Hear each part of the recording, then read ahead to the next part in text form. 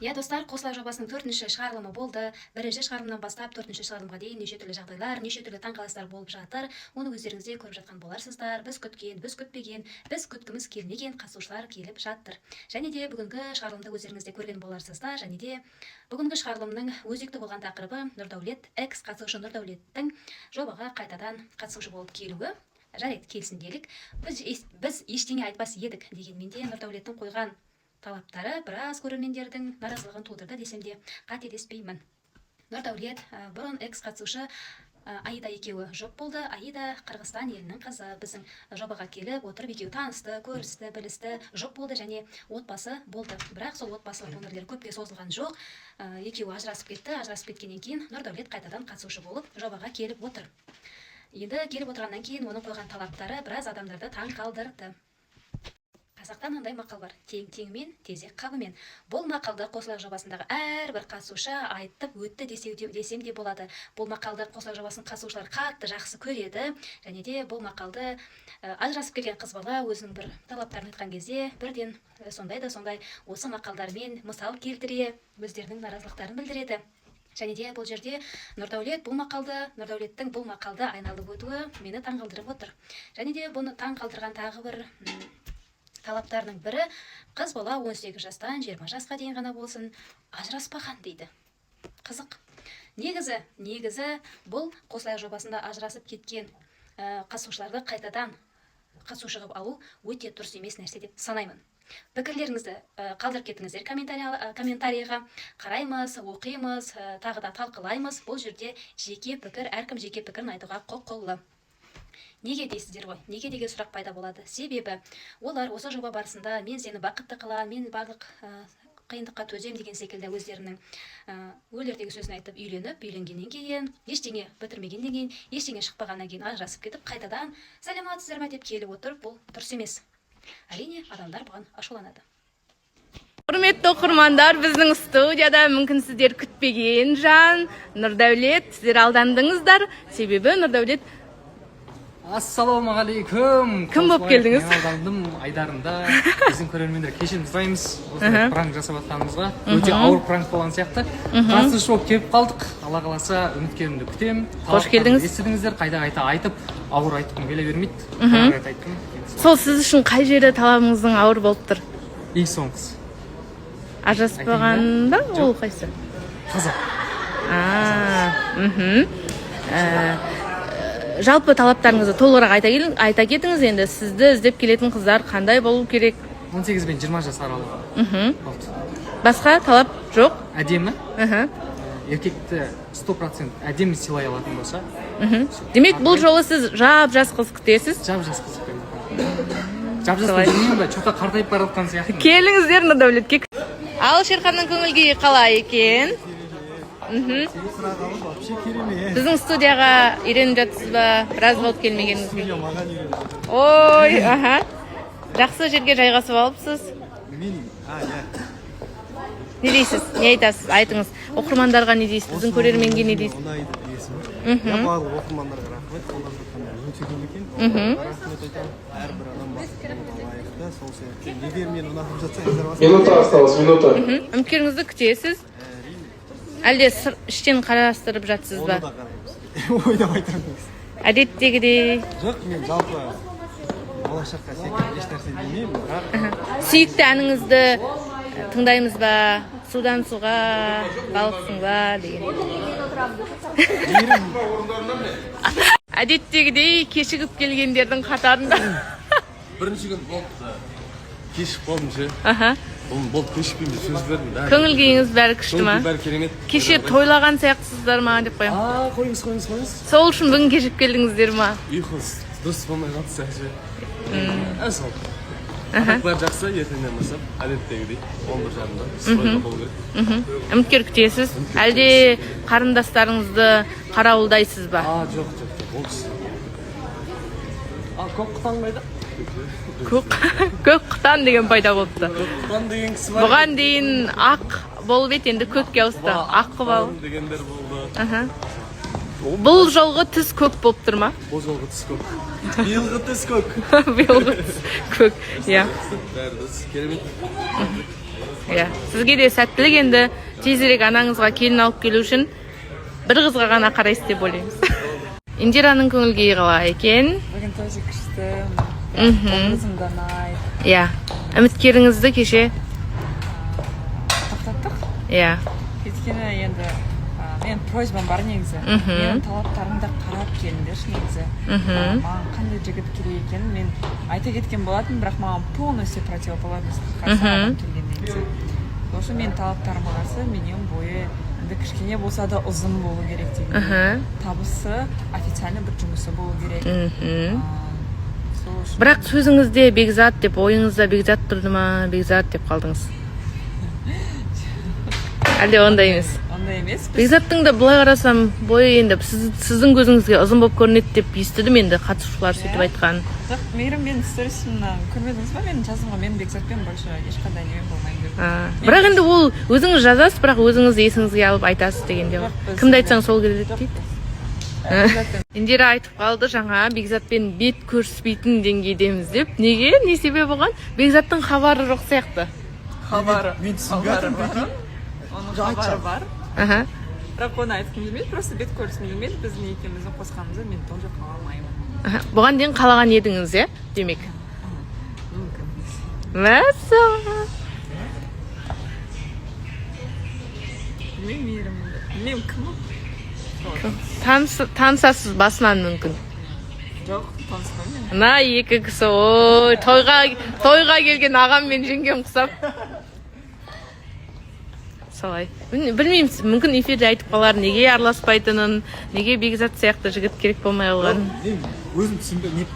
Непонятно болып жатыр. Не үшін? Еще барсам қашады екен. Солай. Қалайсыз, Салтанат? Керемет болып тұр. Бүгін енді үміткер келсе ғой десең. Бүгінгі күнде үміткер күтесіз. Я күнде күтіп жүрмін. Расы керек, шыны керек. Андай сезімде болып отырмын. Қандай сезімде болып отырсыз? Дайректте мен негізі өзі қыздар аудиториясынан көп поддержка көрдім. Негізі не ожидала, шынымды айтайын, солай болды. И маған очень күшті сезімде болдым. Қыздарға үлкен алғысымды. Жақсы сөздер жазды ма? Я өте жақсы сөздер, поддержка. Кеше бізге жаңа жігіт келгенде қатты қуанып кеттіңіз. Я ол. Эмоцияңызды жасыра алмай әдеттегідей. Андай ғой.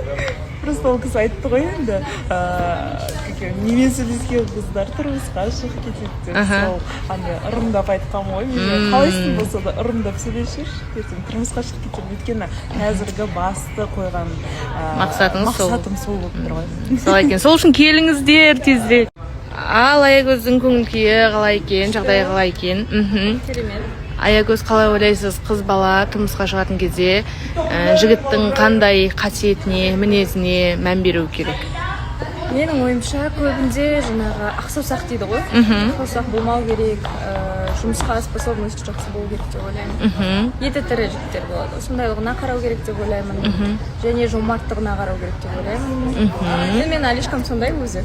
Жомарт, әр ақша таба білетін. Айына, например, 1 миллион табады. Одан да көп тауып кететін кездер болады. Көбісі енді ойлайды ғой, комментарияда байқаймын да. Алишер жмот, Алишер сондай, Алишер ақша таппайды деп айтады. На самом деле сіздер білмейсіздер ол қалай ақша табатынын. Мен көріп жүрмін ғой енді, кошелегімде мынандай ақша жүреді. Тойға дайындалып жүр ғой енді. Солай. Иә, сол үшін өйтіп ойламаңыздар, иә. Иә. Дейді енді білмеймін. Басқа нәрсе айтып кеттім ба? Жәнібек деген. Жақсы. Жақсы жігіт.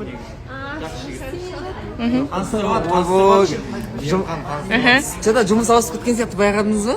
Өзімен Бүгінгі костюмді өлтіріп жүрсіз. Қандай? Банкте істейтін балдар ұқсап тұр ма? Білмеймін әйтеуір. банкир сияқты. Банкир сияқты. Жәнібекке қыз деп атқанға қарағаныңызда келіп қалды ғой бұл кісі, бұл асығу керек бұған. Өзің кіріспесең бұл жүре беретін сияқты. өзіңізді не істедіңіз? Біз өмірдің ағынымен жүзіп кете береміз ғой. Шынымен үшеуміз бір неде отырдық. Бәрі ішті. Біраз нәрсе ішті. Қайғырды ма? Жылап алды. Ол нормально болып келді. Очки сол үшін киді. Көз жастың бәрін түнде төгіп тастадым, енді жыламаймын. Қамады. Сіздің енді жыламайын деп айтқаныңыздың өзі бір. Қамады уже, мен де серьезно. Көз жасы қамады. Сосын очки тағып алдым. Мөлдіреп қала беретін болдыңыз ғой әйтеуір. Мөлдіреп Жәнібек, қай қызбен жақсы танысып үлгердіңіз? Кеше қасымда отырған, так, Диана қасымда отырды. Диана? Аида. Аида. Диана деген қыз? Білмеймін ғой, Диананы іздамалай. Диана? Өшіріңіз. Диана деген атты айтпа маған намайдың. Дана екеуін ғой айтпақшы, Дана бәрін кеше бірге айтқан. Бірақ Дананың көзі минус болса да бір жігітті қатырақ көрді кеше. Оны сұрадық айтпақшы. Сол екен. Қатты көргісі келген екен да. Айтып қасына отыр деді. Кеше жеткізіп тастап, Дана бар, мен бар, апарып шығарып салып жол жөнекей шығарып салмадық. Папуть екен. Мен бар, Нұржан бар, Бекзат бар. үшеуіңіз жаңа қыздарды. Ой, біз кәдімгі аға болып жүріп қой бәріміз. Сосын кімді? Дананы сосын? Содан кейін Аделя. Кеше сөйтіп ақырын танысып, жаңа ғана кім бұл? Перизат па? Сол қыз. Солай. Таныстықтың соңы жақсы бола ма екенін оны білмеймін. Индираның неге ренжіп қалғанын түсіндім мен, Бекзат. Соны көріп отырмын. Себебі сіз кеше 3 қызды ма, жаңа 2 қызды ма шығарып салыпсыз. Мүмкін сол үшін ренжіп қалған шығар. Енді апарып тастапсыздар, жаңа Жәнібек айтқандай. Жоға, біз қайтып бара жатқанбыз. Ақталмай қоямыз, не? Көреді да просто. Ақталу керек деп ойлайсыз? Ол не үшін ренжіп қалғанын жаңа өзінше береді, маған қарайды ғой. Не үшін ол сізге ренжиді? Сіздің қызыңыз ба, білмеймін, түсінбей жатырмын. Түсіне алмайсыз ба? Әлде Нұржан мен Ақерке сияқты сыртта басқа әңгімелеріңіз болып беді? Солай ма? Мәссаған, мүмкін дейді. Көп нүктенің орнындағы сөздерді алдағы уақытта мүмкін білеміз. Әлішер, сіз бай екенсіз ғой? Кәм миллиондап та бар екенсіз ақша. Біз сіздің қанша ақшаңыз барын бәрін біліп алдық. Менікі миллионнан көп қой негізі. Біліп алдық, соны айтып тұрмын ғой. Шүкір енді, несібемізге қарап беріп жатыр Құдай. Сіз қалай ойлайсыз? Құдай үйленетін адаммен үй салатын адам көмектеседі дейді ғой. Содан ба, либо аягөз береке болып келді. Соны, иә. Бірақ аягөзге азыр ренжіп қалды деп естіп жатырмын. Мен ба? Иә. Аягөзге ма? Иә. Бар ондай.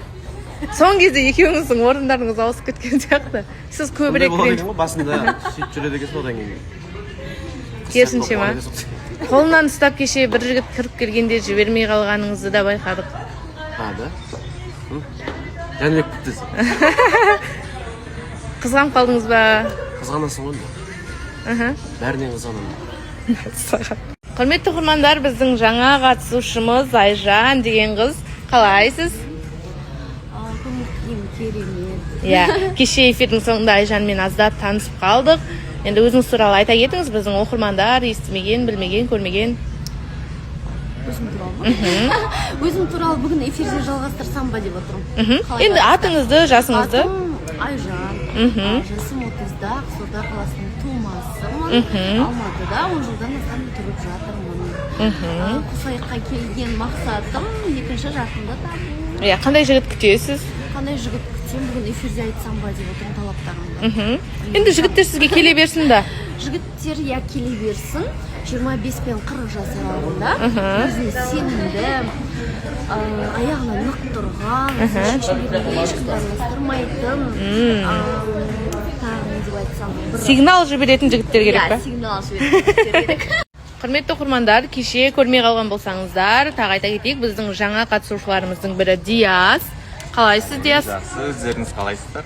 Көңіл күйіңіз қалай? Тамаша. Күн эфирде болмаңыздар. Әлде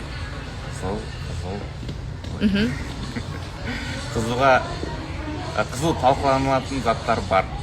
Мысалы? Мысалы, Ақерке мен Нұржан. Біздің жобадан сізге қай жұп ұнайды? Көргенсіз ба жалпы? Қарайсыз ба? Иә. Жай мен Салқос ұнайды. Олар енді әлі жұп болмады ғой, мүмкін бола ма, болмай ма? Негізі шын жұптарда маған Мадина мен Фархат ұнайды. Өте бір өнер тартымды, келісетін жұптардың қатарында. Кімді өтірік жұп деп ойлайсыз? Сіз ғой енді жаңа шын жұптардан деген. Бізде өтірік жұп жоқ. Жай мен Салқос еді. Олар әлі жұп болмады, болмайды. Құрметті оқырмандар, біздің жаңа қатысушыларымыздың бірі Ғалымжан есімді жігіт. Ғалымжанның көңіл күйі қалай екен? Өте керемет, жақсы, четко бар. Кеше сәл көңіл күйім түсіп қалды. Неге түсті сол? Соның басқасын аштым. Иә, сол үшін міндетті түрде біз қазір жаңа инстаграмды қалдырамыз мұнда, жазылып алыңыздар. Солай. Рахмет, үміткерлер күтеміз сіздерді. Қандай қыз күтесіз? Қарапайым. Сұлу, бойызын, главный сыйлайтын адам осы болды. Кеше ең бірінші рет кім хабарласыпты сізге, кім жазыпты? Кіммен сөйлестіңіз эфирден шыққаннан? Мамам хабарласты. Үйдегі туысқандар хабарласты. Достарым бәрі жақсы қабылдады. Қыз достарыңыз бар ма? Қыз достарым арасында бар, бұрыннан араласатын. Олармен сәлеміміз түзу. Жүретін болсам осы уақытқа дейін дейді. Келіңіздер үміткер болып. Оқырмандар, біздің Жанболаттың бүгін туған күніңізбен құттықтаймыз. Сіздер де оқырмандар құттықтап кетіңіздер. Қалайсыз, көңіл күйіңіз қалай? Сіздер Жанболатты мүмкін танисыздар, мүмкін біздің студияда бірінші рет емес. Үміткер болды ғой. Енді жаңа қатысушы болып келіп қалдық. Бүгін мүмкін Жанболатпен танысамыз, сол үшін эфирді жіберіп алмай көріңіздер. Қосқа жобасынан алыстамаңыздар. Қандай сезімде жүрсіз? Өте керемет. Бастапқыда толқулар болды. Қазір енді кішкене ортамен араласып, түсініп үйреніп қалдық. Ең бірінші эфирге шыққаннан кейін кіммен сөйлестіңіз? Алғашқы эфирден кейін. Ата-анаммен сөйлестім. Олар айтты, кішкене мақтап отыр. Кімдер күтіп отырады эфирді. Бір қыз жазып па? Жазбапты. Жазбап па? Жазбапты дейді достар. Бүгін Ренат мырзаның көңіл күйі жоқ сияқты ма? Қой неге күшті ме көңіл? Жақсы ма, бәрі дұрыс па? Бәрі дұрыс. Үміткеріңіз? Жоқ қой. Кетті ғой тәте. Енді сол айтсаңызшы, ұнамай қалды ма, не болды? Ол менің өзімнен 14 жас. Анамнан 10 жас кішкентай ғой, мен оған қайтып. Анаңыздан 10 жас кішкентай? Мен өзімнен 14 жас үлкен. Сендер деді ғой, короче. Қой деді, болмайды. Сіздің талаптарыңыз бойынша қанша жас? Қандай, мен осы историяны айтып берейінші, 34 жастан асқандар болса келмесін ба? Жас көрінетін болса ше, бір 35-те болса. 34-35 болады. Одан больше уже дейтін келмейді да, ол келмейді. Сәйкес келмейді, 35-тен төмен қарай можно. Еркелете алатындай қыз келсе. Тәтелер келсе, мен оған бала болдым ба, мен түрім ата болып отыр, оларға бала болмай ма? Менің түрім ата болып отыр дейді достар. Абылайхан, сіздің көңіл күйіңіз қалай? Саламатсыздар ма? Өте керемет. Қандай жаңалығыңыз бар? Не істеп жатырсыз? Бүгін енді үміткер келеді деп ойлаймын. Бүгін енді соған дайындалып келдім. Үміткер неге сізді таңдау керек деп ойлайсыз? Енді ең бірінші болып мен шықтым ғой, енді бүгін 4-ші эфир уже келеді деп ойлап жатырмын енді. Жазатындар көп. Енді батылдық жинап келем дейтін қыздар, жалмаңыздар. Жазып жүрген қыздармен сөйлесіп жүрген жақсы па әйтеуір? Жоқ, жазып жатыр бірақ. Жазып жатыр. Мен айтып жатырмын. Қосылайық редакциясына хабарласыңыздар деп. Енді келсе қабылдаймын, ұялмаңыздар, көбісі ұялып жатыр екен. Негізінде қайтарып жібере ма деп. Сіздің әйеліңіз қандай болу керек?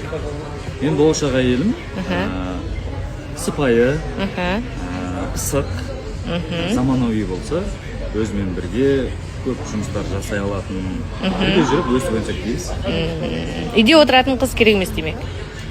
Үйде отырғысы келсе, үйде отырсын. Перизаттың көңіл күйі қалай екен?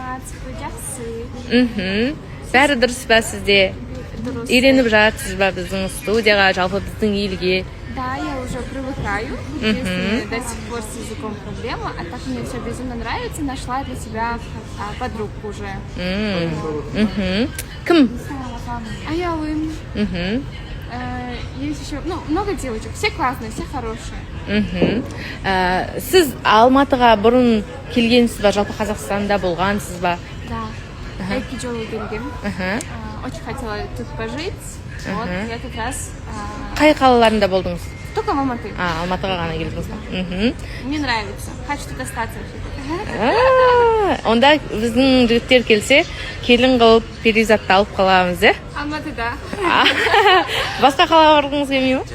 Сіз көрмедіңіз ғой басқа қаланы, көрсеңіз. Жағалы? Понравится? Құрметті оқырмандар, біздің сұлу қыздарымыздың бірі Аяулым. Аяулымның көңіл күйі қалай екен? Барлығы жақсы, өздеріңіз қалайсыздар? өзіңізді кеше таныстырғансыз, иә? 19 жаста аяулымыздың өзінің үміткерін күтіп отыр. Не айтасыз бізге? Үміткерлер маған тез келсеңіздер, мен күтіп отырмын. Қаталарыңыз ақша болса, келіңіздер. Ақша жоқ болса келмесін бе? Ал? Ақша жоқ болса келмесін бе? Ол жағын көріп жатармыз, махаббат бәрібір важнее ғой. Келе беріңіздер. Сосын ең бірінші кіммен эфирден шыққаннан кейін хабарластыңыз, сөйлестіңіз? Бірінші күні. Мамамен. Не деді мама? Мама поддержкасын берді, кайтарларға мән бермей. Я біздің өнерлі қыздарымыздың бірі аяулым, бірақ енді аяулымның өнерін әлі алдағы уақытта көреміз деп ойлаймыз, иә? Солай. Сол үшін үміткер болып келіңіздер біздің аяулымға. Не айтып жатсың, не? Еш нәрсе айтып. Не басын қай тасқа соғарын білмей жүр. Қойыңыздар. Болады. Қойыңыз олай деген. Енді білесіз. Айтшы, не айттым мен? Қай жартасқа басын? Таппай жатыр екен, соны беріп. Әй, қой, ей! Соны айту үшін аяғына жығылып отырып айтсаңыз, қалған сөз қалай? Ыңғайлы ма? Білмеймін, маған мысалы. Ыңғайлы ма сізге? Ой, жоқ, бұл дейтін, андай не істеп жүр, жаңағы. Шіле істеп жүр. Солай енді. Міндетті эфирді көріңіздер. Эфирде Нұрсұлтанмен танысамыз, Нұрсұлтан туралы толығырақ білеміз. Солай. Иә, үміткер күтемін дейді. Наяқтағылармен таныспаймын дейді. Естідіңіздер ғой? Сағаш жайда тұрғанымша. Сәлеметсіздерме, қайырлы күн баршаңызға. Бәрі күшті. Күннен күнге жақсы болады. Үміткеріңіз қалай? Жақсы. Бір жандар керергі жасап жатқан жоқ па? Кеше байқап қалдым енді. Біздің бір қараңғылау бұрышта әңгіме айтқан екенсіздер. Не әңгіме айттыңыздар? Қандай сырмен бөлістіңіздер? Сол баяғы ғой, эфирде айтылатын әңгіме сырттарда болды. Сұрақ көп деп жатыр енді. Сіз сыртта басқа әңгіме айтады дейді, бірақ Нұржанның сөзіне сенсек. Да, айта берсін. Мүмкін өзі ондай өзін-өзі алдыға атқан шығар. Бірақ сіз жауаптан айнымайсыз. Иә, қалай айттым, осы жерде де айттым. Қазір де айтып жатырмын. Күннен күнге сол шешім дұрыс деп ойлап жатырмын. Солай екен. Ал таныстық қалай болып жатқанын бірге білеміз. Эфирді жіберіп алмай көріңіздер. Кездесу қалай болғанын білеміз. Құрметті оқырмандар, біздің студияда Фара мен Мадина. Мадина, қалайсыз? Көңіл-күйіңіз қалай? Шүкір жақсы. Құрт салып алдыңыз ба өзіңіз? Сөйлетпей қойыңдар, лажбасы сөйлетпей қойыңдар. Тісім қатты ауырып іріңдеп, соны барып дұрыстап емдетіп келген, бүгін кестім. Бүгін бәсе сізді көрмедік.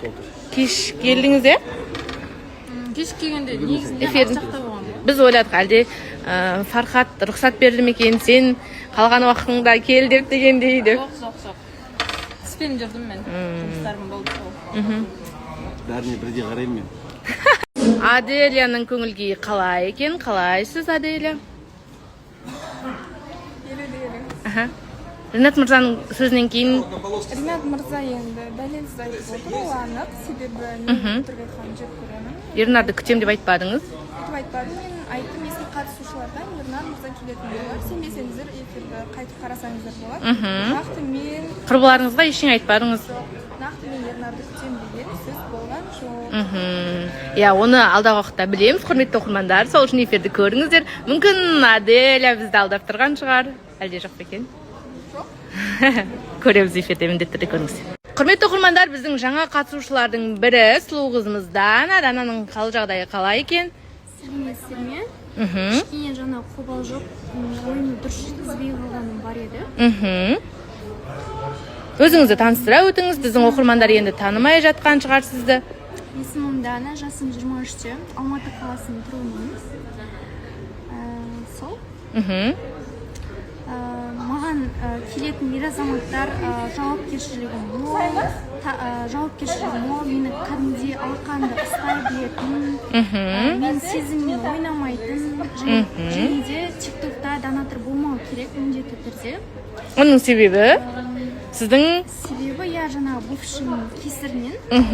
Сондай травма алып қалған жағдайыңыз бар? Травмам бар, я. Иә, кәдімгідей эфирге соны жеткізе алмадым, кешірім сұраймын барлықтарыңыздан. Иә, үйреніп кетесіз деген ойдамыз. Данаға үміткер болып келіңіздер, Дана сіздерді күтеді.